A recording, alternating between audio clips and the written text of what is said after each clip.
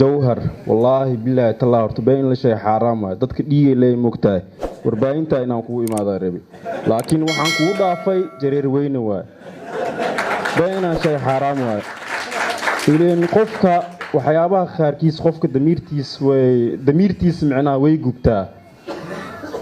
nasabiyadan qofka in la liido way gubtaa qofka nasabiyadiisa oo ka dhashtay ani way gubtaa weenkaas waayo eyle inay tahay boqortooyada sagaalka boqortooy ay ku nool yihiin jawhar ayay waxay doorteen nabadoon muxuu dhihi waay su-aashaasaan raba inaan ku weydiiye teeda kale xigo waxaa dhahdaa reer shabeelle iyo gasara markay kulan ay qaantaan beelweynta gasareed meesha xusullaa ku jiraa maleeya oo aad u weyn sax sidoo kale waxaa dhahdaa waxaan ahay sember qof oo jareer weyn oo kulamada aad iyo aad ay u qaadato ninka usoo diro sawirada oo dhaho meeshaas saas usoo qurxi oo dhalinyarada jareer weyne meel walba aan dhex galo ay isoo kiciyaan dad ay iska dhigaan sida hadda kulankan oo kale hadda intaaba jareer hadda ku liidan taas horta beemaan kulankii hadda la jooga jileecay buu wada badan tahay waa midda hadda soomaalida semaa aan leeyahay haddayba koow tahayba haddaaba jareer inta ku badanbo dadka micnaha waxa waa damiir inay lahaato waay nabiga calayhi salaatu wasalaam agtaada haddii lagu aflagaadeynaa ma qaadanay ade damiirtaydan marka eyle saasay ku waxaa dhahday beelweynta habiye beelweynta mudulood beelweynta reer hebel boqortooyada reer cismaan cabdi daaroodka may ahayd aad iyo aad u ammaantid wallaahi ana way dhibtaa ani markaa dhahdid beelweynta shiille beelweynta lexda shiille sagaalka boqortooye eyle oo adna aad leedahay beelweynta gasareed yacnii hooyadeeda shiille ay tahay oo anigina eyle aan ahay oo meeshan shiille lagu qurxinayna magaceeda eyladiina lii dhahaayo eylada ku nool jawhar boqortooyada sagaalka eyle ku nool magaalada jawhar ayay waxay doortay hebel aan ii dhaheen ikii habiyaan ii qurxiyeys ana marka maxaa noqonaa su-aashka labaad aan ku weydiinaya waxaa waaye horta maxaa sababay soomaalida markii la dhaho go-aanka soomaaliya maxaa keliya dalka amuuraha dalka soomaaliya waxaa waaye jareer iyo jileec waamaho jileecle maxaa dalka talada horta asigale maxaa go-aan u gaara su-aashaas rabaan adoowidii haddaaba socotaa shirkii xumaa inta ka socda oo la dhahay maxuu ahaa horta dhuusamareed hal jareer maa ku jiro marka soomaalin yaabaaye diintana teedaaye diin waa kugu dhaqaa talada dalkan maku siinaaye taas horta anima dulqaadanaaye jareerkii taas aqbalo waxa waaye naarta anakii asa aakhiran ku wada sugeynaa teeda kale xigo waxaan weydiinaa jareertaan weydiinaa jareerta naftirkooda jaleecdan weydiinaa jareerta inta fadhisaa weydiinaa inta joogto waxaa leedihin 9 gobol oo jareeraa leedihin 9 gobol aw jareerow gobol xitaa oo jareer ku magacaaban maxaa loo waayay adin jareertaa ka mid tahay wabillahi tawfiiq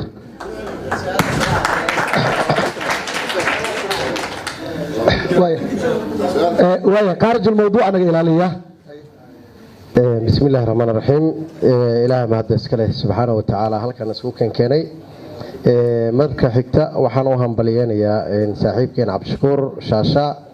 وطبعا هدف كيسي قيبة كمية جاري أنت كلنا أور رجيني إن شاء الله إن أوجارو هدفك كلاو لمن إن شاء الله وأتكم عصنت هاي عزومات النوافذ السي intaas kadib waxaan rabaa inaan su-aalaha aan guda galo inta badan ani waxaan ka mid ahaa cabdishakuur marka aan arko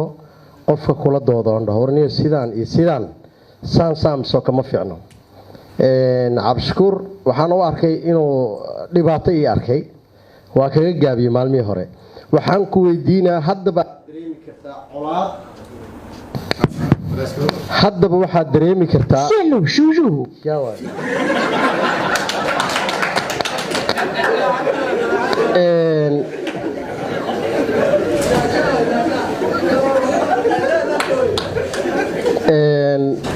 cabdishakuur inta badan waxaad ka soo qaadataa barahada bulshada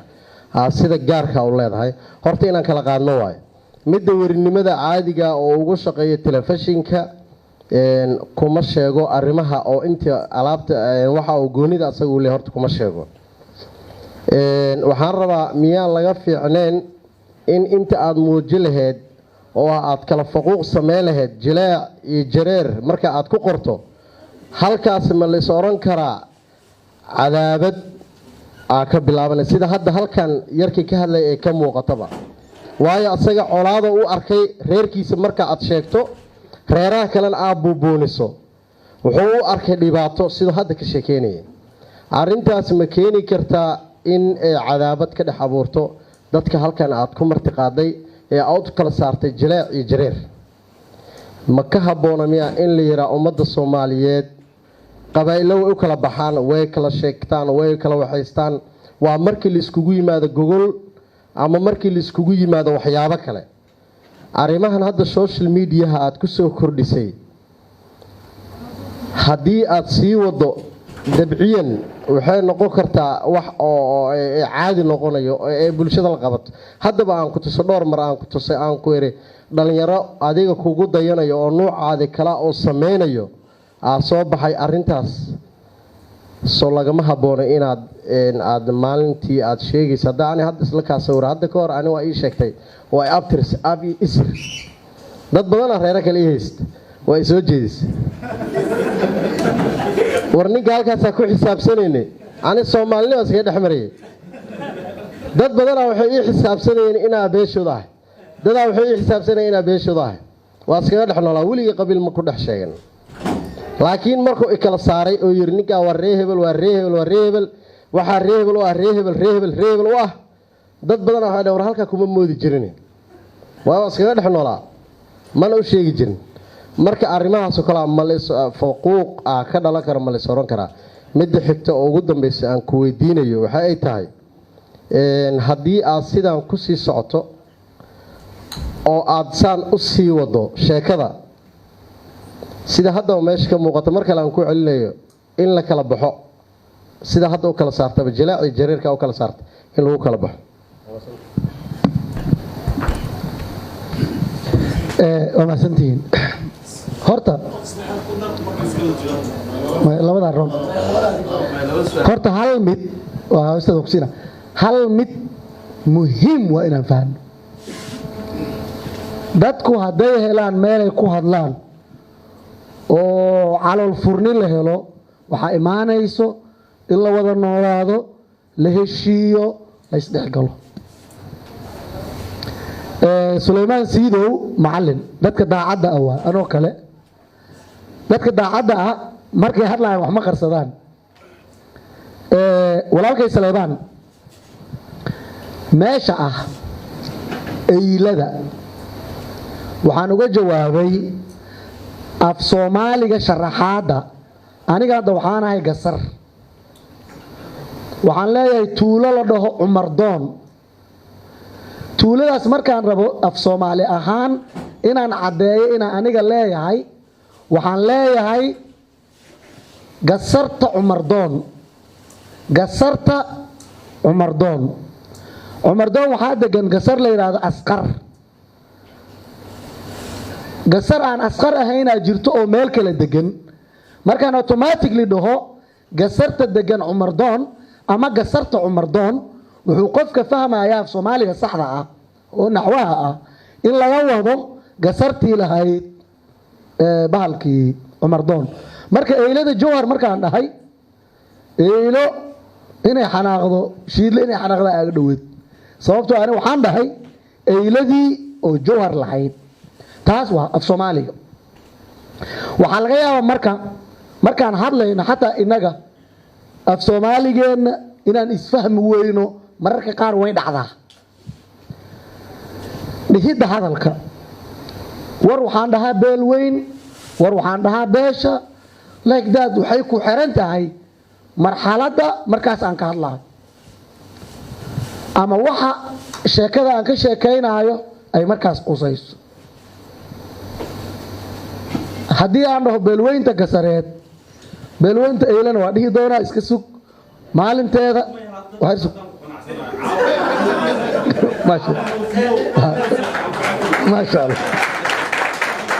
ما شاء الله sidaasoo kale iyadana way imaan doontaa.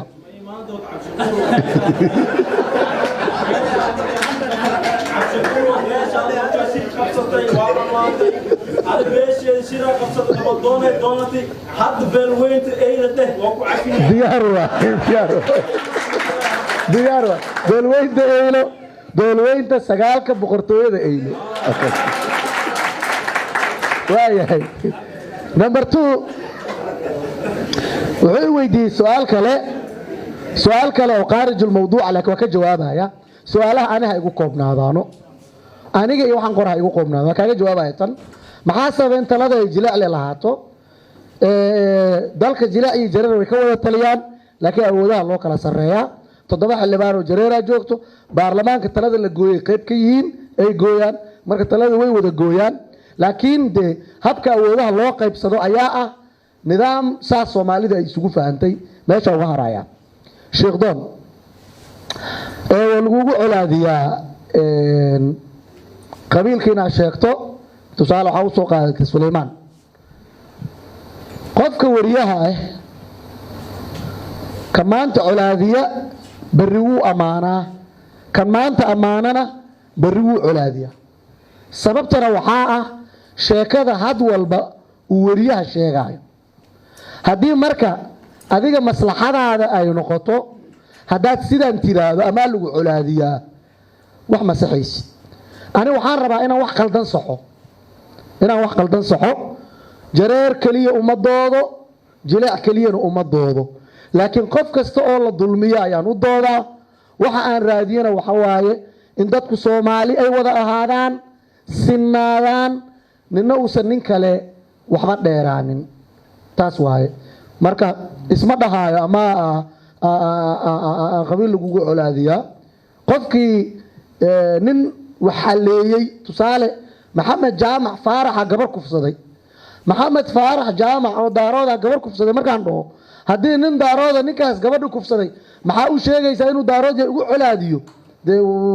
waxaan filayaa in damiirkiisa uu siiyey laakiin hadduu u arko cidda aan sheegayo in maxamed faarax uu yahay waxa waaye problem ma laha in qofka la yiraahdo reer hebelna de waa qabiilkiisii waxa waaye problem ma laha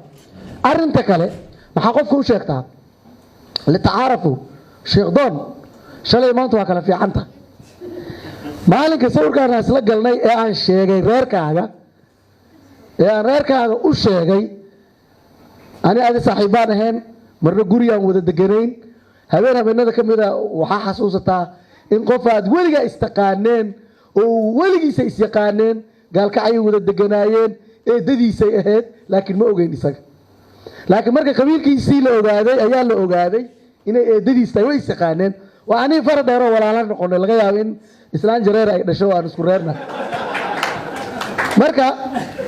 in qabiilka la sheego waa li tacaarafu ilaahana oranaya waxaan qabiilka idinku sameeyay inaad isku aqoonsataan marka wax problema ma lahan laakiin Soomaalida ka dhigatay aniga waxaan nabcahay qabyaalada laakiin qabiilka waa jeclahay sababtoo ah qabiilka wax badan uu faa'iideynaya diintana amraysa sadaqada iyo sakaadka markaan bixinayno diinta islaamku waxay ku leedahay aqrab al-fuqaraa dadka qaraabada reerkaaga kugu dhow ee masaakiinta markaad weysaa dadka la siinaysaa marka way wanaajisay diinta qaraabada in la soo dhaweeyo inaan qabiilkayga aqoonsado oo reerkayga aqoonsado wax problema male laakiin qabyaalada ayaa xun oo aan aniga diidanahay